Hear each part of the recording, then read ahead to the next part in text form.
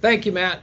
Thank you all for coming to the embassy and participating in this. My name is Jim O'Brien, and I'm the ambassador in charge of sanctions here at the State Department. In previous jobs, I was responsible for U.S. policy toward the Western Balkans, and I was actually at Dayton when the Dayton Agreement was written. In fact, I was the lawyer responsible for drafting the Dayton Constitution. So I have a long history of working in Bosnia and Herzegovina. I have a lot of affection for the country. And one of the reasons I was asked to speak with you today is not just my current job, but to emphasize that the themes we are talking about today reflect long-held U.S. commitments to good governance in Bosnia and Herzegovina. These are the stances of every political party who's held the U.S. administration for the past 28 years, and any U.S. Administration would pursue goals like those we're discussing today.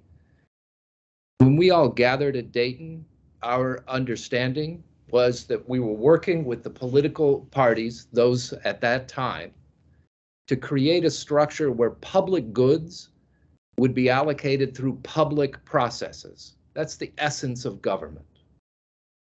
And what we have seen from time to time in Bosnia and Herzegovina is that political party leaders prefer to take public goods for their own good and for the use of their particular supporters, rather than allowing the public processes to work as they should.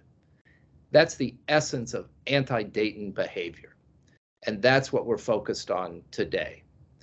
I know you have had now more than a day or almost 24 hours to reflect on the announcements we made yesterday. I won't repeat much about them, but I want to emphasize that this theme of supporting the proper functioning of the public institutions and against corruption and the effort to use public goods to benefit one party, this is a core theme of U.S. policy, and frankly, it's central to Bosnia and Herzegovina's aspirations to be a full part of the transatlantic community. So we see with Mr.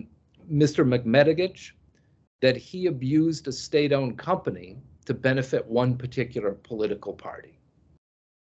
That undermines the Dayton settlement. It's not acceptable. Mr. Stankovic is attempting to take state property, that is property that belongs to all citizens of Bosnia and Herzegovina, and have its future decided by one single entity, and an entity, frankly, under the sway of one party at the moment. That, again, is the essence of anti-Dayton behavior.